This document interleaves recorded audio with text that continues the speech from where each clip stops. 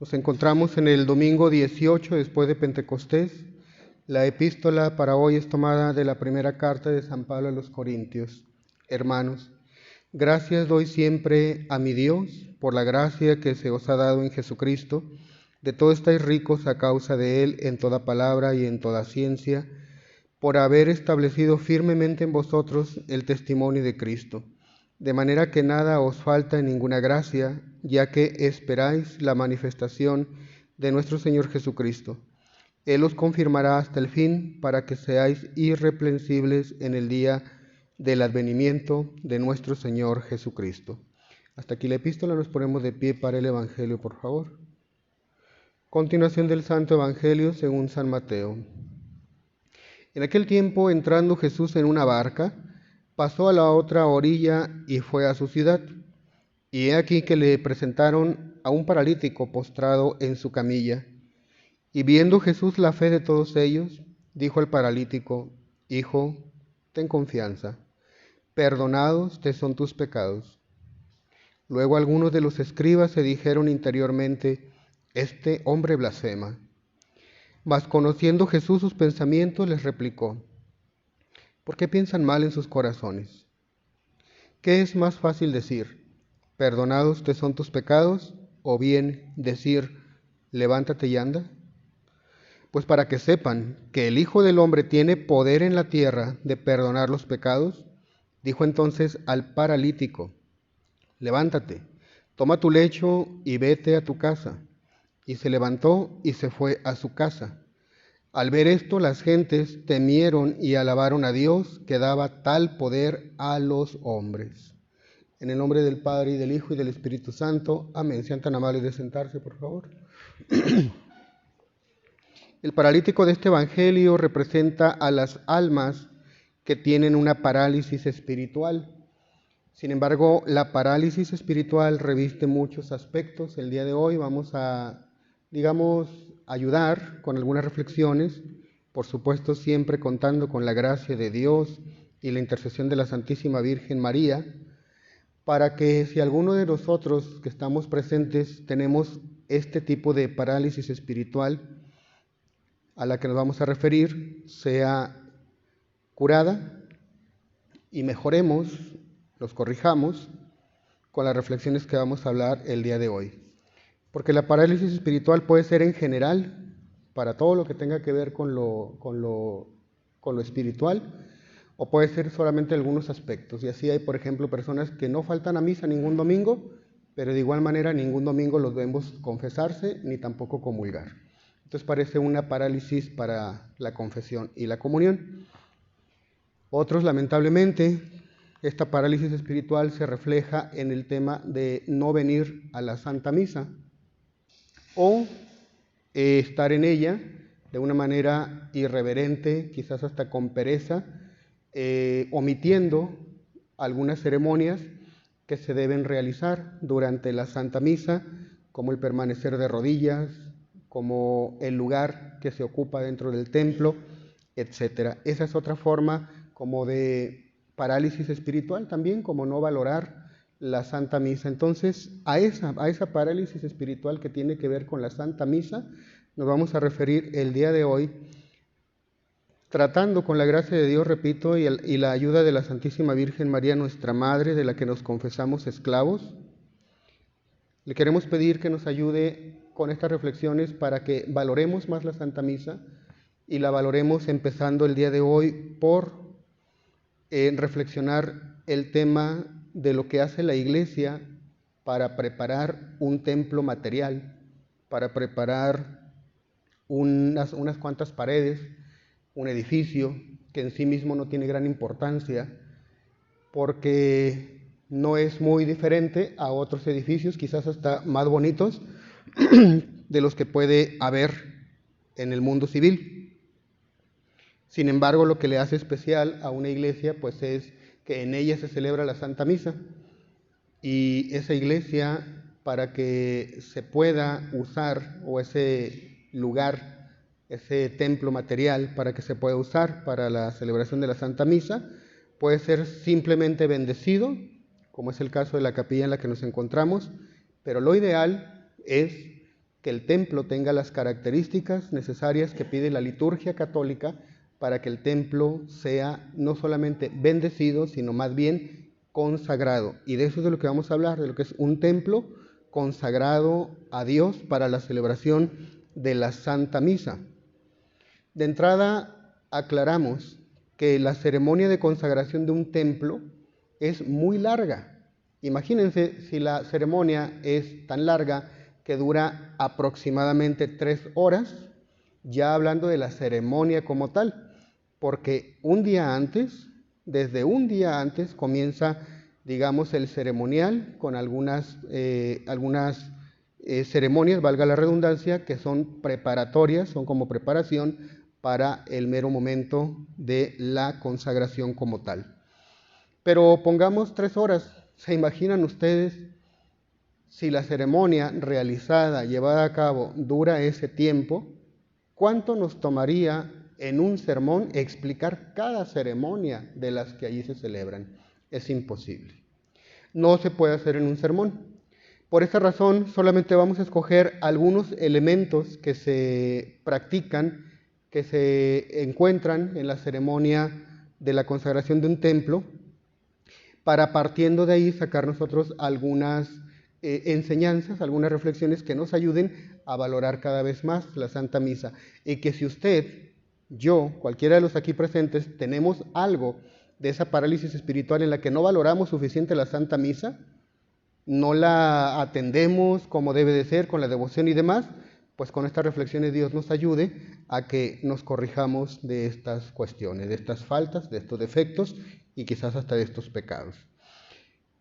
¿Qué hace la Iglesia para preparar un templo, para que ese templo sirva para la celebración de la Santa Misa? De entrada, hay una preparación, pues digamos, material, que tiene que ver dimensiones, tiene que ser de un tamaño específico, el altar debe ser de un material específico, de unas medidas específicas, y bueno, pues todo eso lleva meses y a veces hasta años, dependiendo las circunstancias de construcción. Omitamos eso, que es obvio, todo el tiempo que se lleva. Ya acercándonos al tiempo de la consagración, un día antes, lo que sería la víspera, el día anterior a la consagración de aquel templo que ya tiene materialmente todo listo. ¿Qué se hace? Para empezar, el obispo que va a consagrar el templo, porque no puede ser un sacerdote normal, un sacerdote cualquiera, tiene que ser un obispo. El que consagra una iglesia es un obispo, no puede ser alguien más. Así que el obispo se tiene que preparar desde un día antes con ayuno, un día de ayuno, el día anterior, él junto con el clero que le va a asistir en la ceremonia de consagración del templo. Ayuno y oración son las dos características que deben predominar en el día anterior al momento de la consagración de un templo. ¿Cómo se hace esa oración? ¿Qué características tiene? Los sacerdotes todos los días tenemos obligación de rezar el oficio divino. Pues a la obligación del rezo del oficio divino se agregan una serie de oraciones más que se deben hacer en una capilla privada, en un lugar privado destinado específicamente para ese día de oración. Prácticamente no se usa ningún otro día más que ese. Y esa oración se hace no ante el altar, porque el altar todavía no está listo, todavía no está consagrado, no en la iglesia, porque la iglesia tampoco está todavía consagrada, sino se hace ante las reliquias de los santos mártires, reliquias que serán colocadas en el altar durante la ceremonia de consagración. Así que el obispo, ya en ayunas, junto con su clero, se tiene que reunir en capilla o lugar privado y hacer oración, una jornada larga de oraciones previas al tiempo de la consagración de una iglesia. Con esto, estimados fieles, nos damos cuenta, imagínense, si tan solo para consagrar el templo material, las paredes y demás, la iglesia se toma toda esta preparación desde un día antes, más todo lo que ya dijimos que requiere la construcción misma de la iglesia, pues imagínense ustedes el valor que cada uno le debemos de dar a la asistencia a la Santa Misa cuando tenemos la oportunidad de estar presentes en un templo que ha tenido, aunque solamente sea la bendición, con más razón cuando está consagrado, pues se ha tenido toda esa preparación. Ya llegado el día siguiente, que es el momento de la consagración, repito, solamente mencionaré algunas cuantas ceremonias por cuestión del tiempo.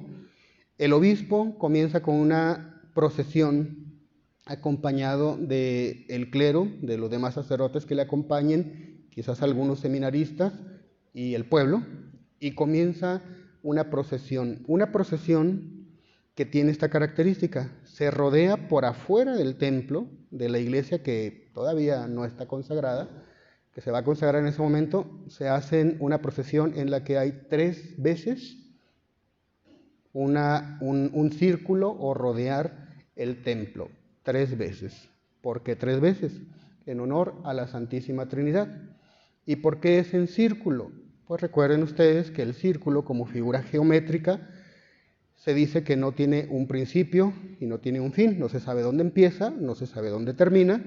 En consecuencia, es un símbolo que representa la eternidad de Dios y lo infinito que es Dios, y se hace, repito, 3 veces en honor a la Santísima Trinidad. Ya que termina el sacerdote, aclaremos que pues los templos suelen ser grandes, suelen ser amplios, no es una capilla que en unos cuantos minutos se le puedan dar las vueltas. A veces dura mucho porque los templos son grandes, no creo que más de 1 hora, pero sí, suelen ser o deben de ser templos grandes para que y se cumple con esta procesión de las 3 veces rodearla.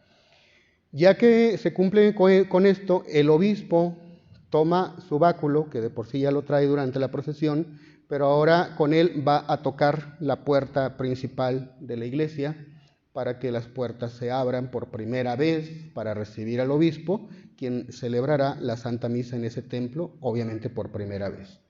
Y tiene que ser el obispo el que toca la puerta, y tiene que ser con el báculo, no puede ser ninguna otra persona, ni puede hacerlo el obispo con algún otro objeto, con el báculo. Tiene un simbolismo. El báculo representa el poder pastoral que tiene el obispo, pero también representa toda la tradición apostólica, toda la tradición de los apóstoles. Recuerden que el báculo que usa el obispo es en conmemoración de aquellos, y simbolismo también, de aquellos viajes apostólicos, de aquellas visitas, de aquellos trabajos que los apóstoles, como pastores del rebaño de Cristo, se tomaban el trabajo, y así como el báculo o el bastón es un símbolo de un pastor de ovejas, bueno, pues también tiene ese simbolismo en el ámbito espiritual del pastor espiritual de las almas. Por eso lo hace pues con el báculo, que decimos representa también todo ese poder que viene de los apóstoles, toda esa tradición apostólica, toda la doctrina de los apóstoles, obviamente basada en Cristo, y se tocan las puertas para indicar que con el poder de toda esa autoridad que ahí está acumulada, se solicita la apertura de aquel lugar para que en él se pueda celebrar la Santa Misa. Bien, ya dentro de la iglesia, previamente se prepararon algunas cosas. Por ejemplo, se hace una mezcla de vino, ceniza y agua. 3 elementos: vino, ceniza y agua. La ceniza representa, como todos sabemos, la penitencia y la humildad con la que se pide a Dios que se consagre aquel templo. El vino, porque con él se va a celebrar la Santa Misa, con esa materia es con la que se celebra el santo sacrificio de la misa, y el agua representa la gracia, representa la pureza, representa las bendiciones que se piden que Dios nuestro Señor haga descender sobre aquel templo. Con esa mezcla, el obispo va ahora en una nueva procesión también triple. Ahora va a recorrer la iglesia, pero por dentro, asperjando las paredes de la iglesia con esa mezcla que acabamos de mencionar. Hecho esto, sigue la consagración del altar. ¿De qué debe ser el altar? Esta es madera. El altar, para que pueda ser consagrado, no solo bendecido, consagrado, debe de ser de roca, debe ser de piedra. Y no puede ser una piedra, digamos, pegada en piezas, como para formar la extensión que se requiera. No. Para que un altar pueda consagrarse, obviamente una iglesia que también se va a consagrar, tiene que ser toda esta parte superior, toda esta parte plana del altar, tiene que ser una sola pieza de piedra completa. Entonces no se puede que se compren varias piezas y se acomoden para darle la forma. Tampoco se puede consagrar un altar que estuviera hecho de madera o que estuviera hecho de cemento, que estuviera colado con cemento, tampoco se pudiera consagrar. Por eso es que ustedes, muchas de las iglesias que quizás conozcan o a las que hayan asistido, muchas de ellas no están consagradas, solo bendecidas porque no cumplen con estas características que aquí se mencionan. Ahora bien, la piedra, se dice, tiene que ser una piedra viva, se refiere a que sea una sola pieza. Debe tener en el centro un pequeño hueco, que no un orificio completo, solamente un hueco, lo suficientemente grande para que en él se coloquen y se depositen las reliquias de los santos mártires, sobre las que se hizo oración y ayuno un día antes, como ya explicamos. El obispo pues llega al altar y va a ungir, es decir, va a frotar con óleo santo y el santo crisma toda la parte de la piedra, la parte principal o superior del altar. Fíjense cómo es semejante a lo que pasa cuando se consagra a un sacerdote, que en este caso se le hace la unción en las manos, pero también es semejante cuando se bautiza a un niño. No es solamente que el sacerdote al niño bautizado le ponga el agua en la cabeza, sino que también lo unge con el óleo santo en la cabeza, en el pecho y en la espalda. Porque esos son señales de una consagración, de que esa persona, y en este caso este altar y esa iglesia, estarán separadas del uso normal, del uso común, del uso ordinario que se le pudiera dar, para que se use única y exclusivamente para la celebración de la Santa Misa. De ahí que se usen estos mismos materiales que son materia de un sacramento para personas en este caso. Una vez hecho esto, el obispo tiene que frotar y tiene que esparcir, extender bien el óleo santo y el santo crisma, y a la vez hay 5 cruces que previamente deben estar ya grabadas, ya marcadas en esa piedra, 5 cruces que representan las 5 llagas de nuestro Señor Jesucristo, y en cada una de las cruces se coloca un cirio, se coloca una vela, la cual se enciende para que se esté consumiendo, se esté quemando durante la ceremonia. ¿Qué significa todo esto? ¿Qué significa todo esto? Bueno, significa, ya dijimos, el aceite, el óleo santo y el santo crisma, representa que ese altar y esa iglesia se consagrarán para ser usadas exclusivamente para la celebración de la Santa Misa. Las 5 cruces representan las 5 llagas de nuestro Señor, y el que estén ardiendo fuego sobre cada una de ellas representa el amor de Cristo que nos tuvo, el amor que Cristo tuvo a la humanidad para entregar su cuerpo, entregar su vida, y esas 5 llagas pues son una muestra del amor que nos tuvo, a través de las cuales, repito, Él entregó su vida para la salvación de nosotros, los seres humanos. Pero también se hace en recuerdo y en conmemoración de un hecho histórico que ocurrió en la ciudad de Jerusalén cuando se construyó el primer templo para los judíos. El primer templo, ustedes saben cuál fue, como todos sabemos, fue el templo de Salomón. Salomón fue el primero, el rey Salomón construyó un magnífico templo que, si existiera en la actualidad, algunos afirman que sería considerado también como una de las maravillas del mundo, así como hay otros edificios que son considerados tal. El templo de Jerusalén, si todavía existiera porque fue destruido, fácilmente podría entrar en esta categoría de una maravilla del mundo por la magnificencia, el tamaño, la grandeza que tenía y el lujo también. ¿Qué pasó cuando se consagró ese templo en el cual no estuvo Cristo, en el cual nunca se celebró ninguna misa? Pero fíjense lo que hizo el rey Salomón para consagrar ese templo a Dios nuestro Señor y para que en él se ofrecieran sacrificios solamente de animales. No el santo sacrificio de la misa, no el sacrificio de Cristo. Simplemente víctimas que eran animales, que era lo que se sacrificaba y se ofrecía a Dios en sacrificio en aquella época. Duró la consagración no un día, la consagración de ese templo no duró un día, duró varios días.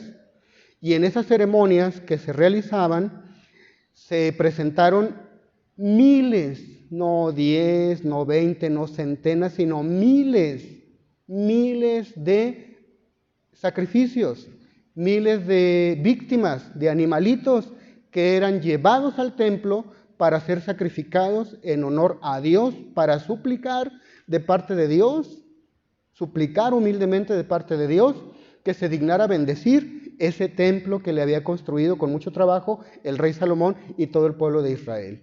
¿Saben qué pasó? ¿Cómo fue la señal de que Dios finalmente aceptaba ese acto de consagración? Que llegó un momento en el que estos sacrificios se hacía uno por la mañana y uno por la tarde, el llamado sacrificio matutino y sacrificio vespertino, pero llegó un punto en el que se habían acumulado de tal forma las víctimas que nuestro Señor hizo bajar fuego del cielo.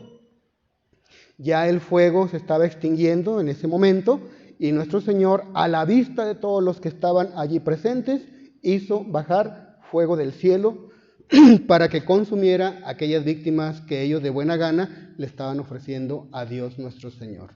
Y esa fue una señal que quedó grabada en la memoria del pueblo de Israel, del pueblo judío, como una señal de que Dios aceptaba y consagraba aquel templo, aceptaba el ofrecimiento que le hacían estas personas. Por eso entonces, al momento de hacer la consagración del templo, se encienden esas velas. Es para recordar también ese momento ocurrido en el Antiguo Testamento cuando se consagró por primera vez un templo a Dios nuestro Señor, que era un templo simplemente en el cual era una figura de los templos católicos que vendrían a existir con el paso de los siglos, cuya grandeza está no a lo mejor en tamaño, no a lo mejor en la magnificencia, sino su grandeza está en que en los templos católicos se va a ofrecer, como de hecho se hace, la víctima purísima, que es Cristo nuestro Señor, Hijo de Dios, Salvador del género humano. ¿Y qué hay de las reliquias? Para empezar, las reliquias tienen que ser, como ya dijimos, de santos mártires.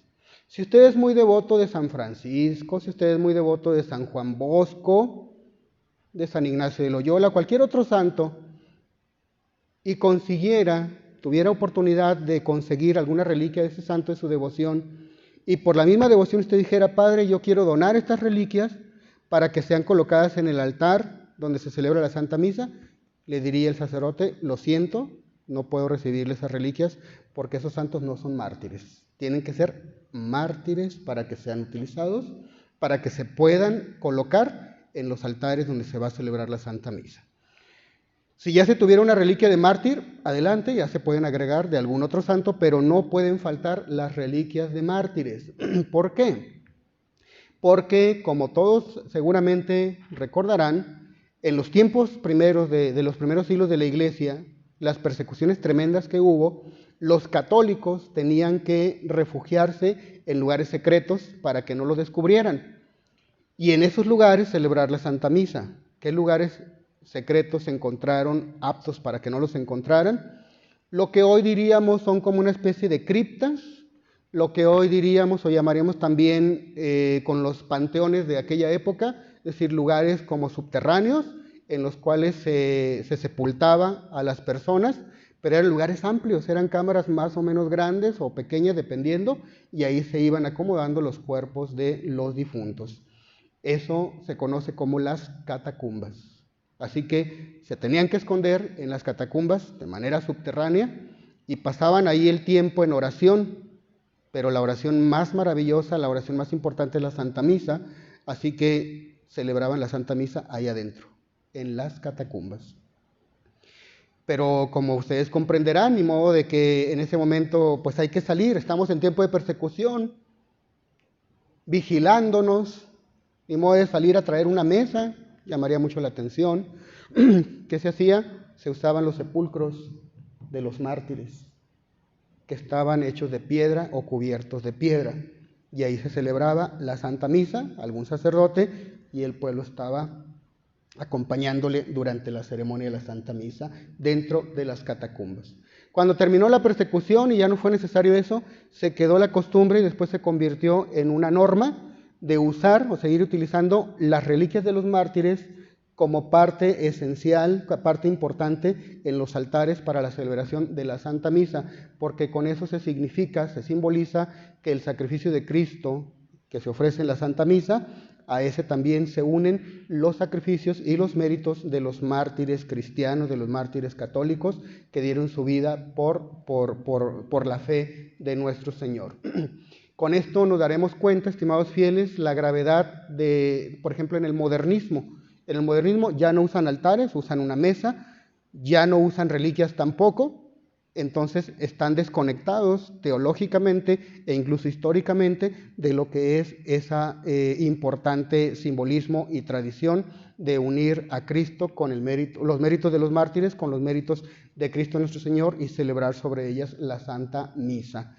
Con todo esto, y repito, solamente son unas cuantas cosas, sería muy largo, aquí solamente son unas cuantas cosas, pero hasta aquí detengo la explicación para que reflexionemos en cómo la Iglesia tiene estas maravillas de ceremonias, maravillosas ceremonias, para preparar un templo material, piedras, paredes materiales nada más, y tanto empeño ponen que esas paredes estén dedicadas únicamente al servicio de Dios nuestro Señor. Y cuando sabemos que la Iglesia se toma tan en serio las cosas en este sentido, qué pena que los católicos de hoy no apreciemos la Santa Misa.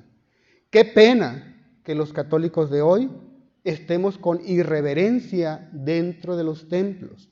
Qué pena que los católicos actuales con mucha facilidad se ausenten de la celebración de la Santa Misa. Aquí solamente hemos dicho unas cuantas cosas, unas cuantas pinceladas de lo que es esa ceremonia impresionante de la consagración de un templo, pero sean suficientes con la gracia de Dios para que apreciemos más la Santa Misa, dándonos cuenta de que si la Iglesia se toma tan en serio y le da tanta importancia a la consagración del templo material para que en él se celebre la Santa Misa, quiere decir que es algo muy grande la Santa Misa, grandísimo. En las siguientes semanas seguiremos explicando cosas que nos ayuden a comprender la grandeza de la Santa Misa. Hoy quisimos empezar simplemente por la parte del edificio, del templo material, y después, los próximos domingos, repito, con el favor de Dios, iremos analizando otros aspectos que la Iglesia exige, no recomienda, no dice que sería bueno, sino exige de manera categórica que se cumplan para que se pueda celebrar la Santa Misa. Hoy simplemente el templo, y vean ustedes ya las cosas tan maravillosas y tan grandes que la Iglesia requiere para que se pueda celebrar la Santa Misa en algún lugar.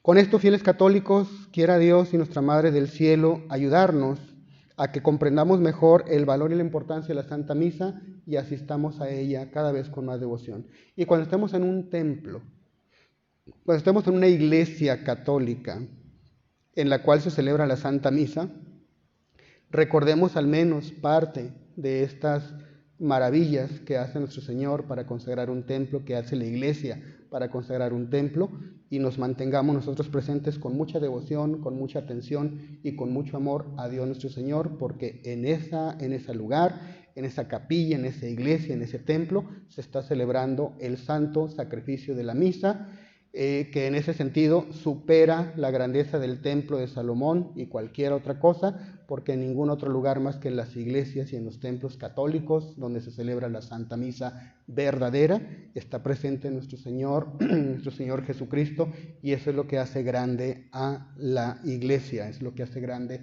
a los templos.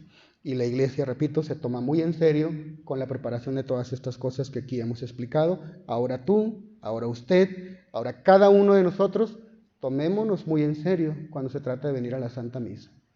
Y si podemos venir a misa, no nada más los domingos, sino también entre semana, hagámoslo, que bien vale la pena por la grandeza de lo que aquí se celebra en cada una de las misas. En el nombre del Padre, y del Hijo, y del Espíritu Santo. Amén.